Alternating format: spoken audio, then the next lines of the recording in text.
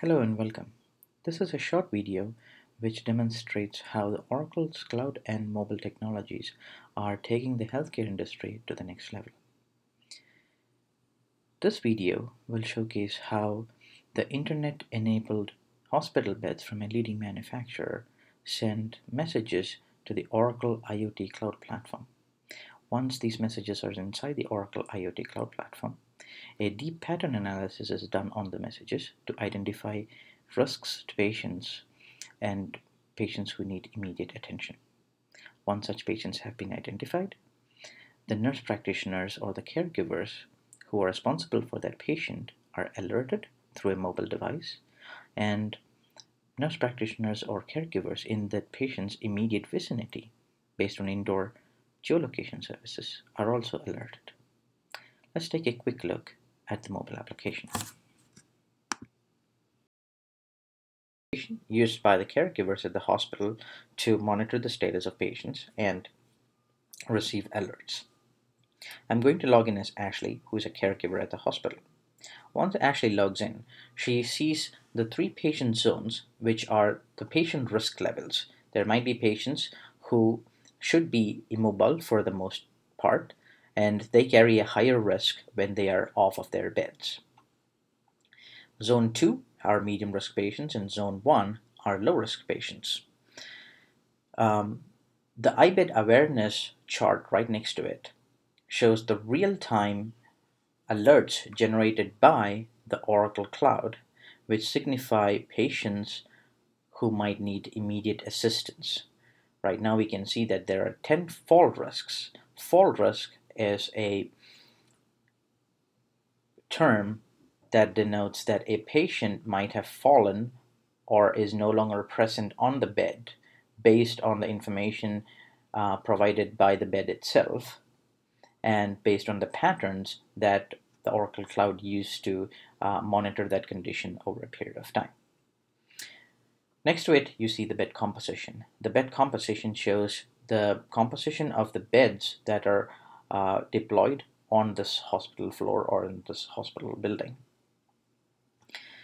The fall risk over time is a chart which plots the number of fall risks that have been reported over a period of time, and this might yield clues as to what times of the day fall risks are more imminent than others. The caregiver activity is an activity stream which shows what each of the caregivers on that hospital have been doing based on a chronological order. Now, once Ashley has taken on her shift, she visits floor number 6 to check up on her patients. And when she gets to floor number 6, her tablet automatically switches to the floor based on the indoor geolocation services provided by the Bluetooth beacons that are deployed in the hospital. Let's go and look at our floor. So right now, Ashley is on floor 6, and you can see Ashley's location on the floor map and the floor plan for that particular floor, along with important information like the fall risks that are currently active on the floor, the location of the other caregivers on the floor, and the bed related information based on each of the beds that have been deployed on that floor. At the bottom you see this bed information, and you can see that there is one fall risk here, and Ashley is currently 61 feet away from this room. There are three medium risk patients on this floor, and a few more low risk patients. Now let's assume that while Ashley was on this floor, a new fall risk was generated.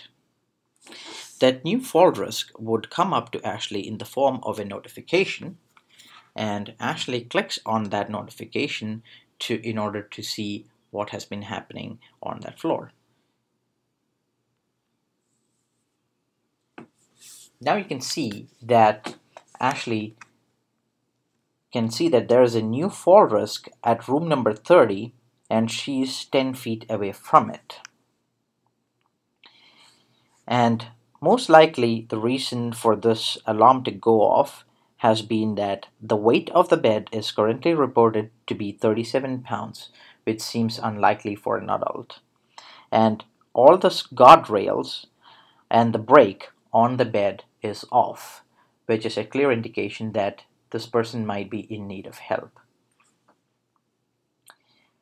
Once Ashley has addressed the fall risk, Ashley can go to the next floor, and the application is intelligent enough to change the floor plan based on which floor Ashley is currently or located.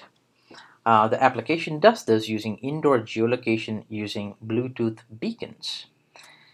And when Ashley gets to the seventh floor, and let's assume that I'm going to plug in the beacon that represents the seventh floor, and once Ashley comes into range of that beacon, the application will automatically switch to the seventh floor. And there we are. We are on the seventh floor now.